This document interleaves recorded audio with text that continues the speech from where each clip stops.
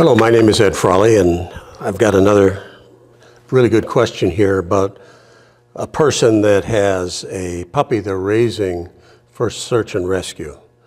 And it's a Belgian Malinois, and they want to know what kind of interaction they should let their puppy have with strangers. And it's not that this woman is doing anything wrong. Sometimes common sense in dog training is not so common. It's learned over experience and years. So this person says, I have a 5-month-old Belgian Malinois that I am training with the goal of her being a future search and rescue dog. Just like many Malinois, my puppy is super cute, and everyone wants to pet and give her treats. Even with a vest on that says, working dogs do not pet. Ain't that the truth? You take a dog out and it's got a vest on. Maybe you don't ever realize there's so many people in this country that don't know how to read. That's the only thing I can figure out. Maybe they're just stupid. Maybe they're stubborn. I don't understand how people can just walk up to a dog that says, service dog, please do not pet, and bend over and, oh, you're so cute, can I give you a treat? You fool. No, you can't give my dog a treat. But I personally don't want her to see every human as a treat and pet machine. But, of course, she has to be socialized, as one day she will be tasked to associate finding people with toys or rewards. And she continues, in the future, I want her to find people because it's her job. I ask her to look for people, and these people, once found, will make or give her toys or high-value food rewards. I don't think so. Maybe in training that's going to happen, but if she goes out in search and rescue and finds somebody that's badly injured or worse, dead, they're not going to be giving her toys and treats, that's for sure. It's just during training.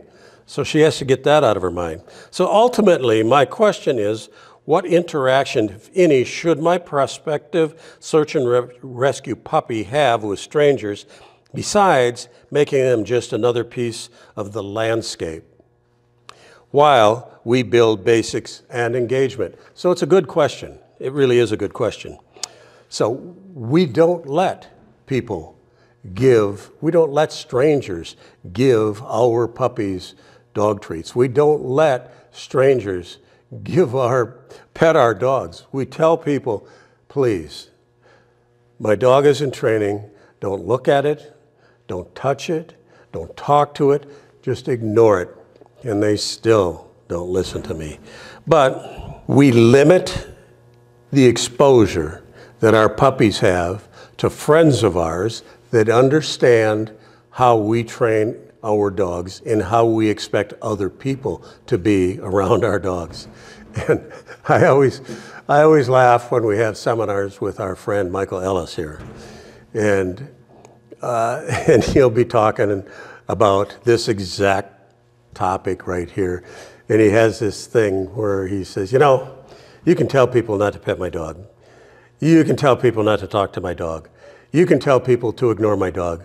And and you can tell people just act naturally. And he always says, yeah, you tell them that when you've got like a 10-month-old, 11-month-old wild, crazy Malinois, and they're supposed to act naturally, and what do they do? That's how they act. They don't know how to act naturally around dogs. So the solution is control your environment, pick your friends. You got enough friends. Cindy goes on to say, she reserves interaction with strangers to dog-savvy fellow trainers, even if they want to be search and rescue trainers. And the search and rescue part is a good point. And I said that. Yeah, during training, the young dogs are going to get rewarded. During training, they will learn a ritual, or they should learn a ritual, on what they have to do just before you send them out to do their searching. And I'm just at the point, like next week, of releasing a brand new online course that I've been working on with my friend, Kevin Sheldall, who's the instructor in this course, on training detector dogs for law enforcement. This means bomb dogs, narcotics dogs, wildlife dogs, And because this plays right into it, in this course, our dogs learn a ritual before they're released to go and do their search. And we teach the ritual right from the very beginning, because we want our dogs to know, okay, this isn't just a walk through this room. Now you got to work. And now you got to search and hunt for the odor that we're training you to find. And it's the same with these people. And we compare it. And I may be getting off base a little bit, but really I'm not. If this woman wants to do search and rescue, we want the dog to get enjoyment out of the search, not out of the ball at the end. The ball at the end, it's okay. The toy at the end is okay. But we want a dog that's a high energy dog that likes searching, and I'll compare it to, and we do it all, I do this comparison all the time. We compare it to a dog that loves to chase squirrels. I mean, you can have dogs that'll chase squirrels their entire life and never catch a squirrel, and they love chasing squirrels. And if this person, if these people that have the right genetics, the right temperament, the right drive in their dogs that they want to be search and rescue, they're going to be the type of dogs that eventually, through training, learn that the search is fun, the search is rewarding, and it doesn't need to be the reward is a ball or a tug at the end of the search with the person that's down. Okay, the chase of the squirrel, for our dogs, the chase is rewarding. The search for a squirrel is rewarding. Same thing for a hunting dog. The search for a pheasant is rewarding to those dogs. How many of them ever catch birds? How many of them have handlers that can't hit the broadside of a barn with a gun and they never get a chance to go and get a dead bird because they very seldom have birds that get shot? So don't kid yourself. You can teach, she can teach a dog that searching is fun, and you set that search up with a ritual that they start ahead of time. And you layer your training steps into your training so the dog understands that ritual.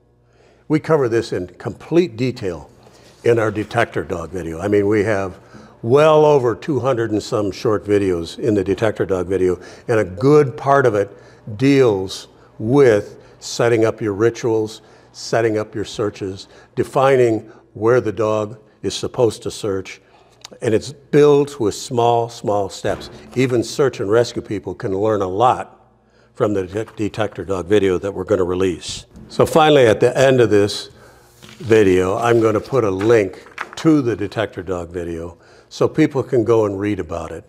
And if you have other questions, feel free to write Cindy through the Ask Cindy portal, and if she needs more information from you, she'll ask it. If she wants something from me about the law enforcement and the training dogs there, she passes them on to me and I'll answer it.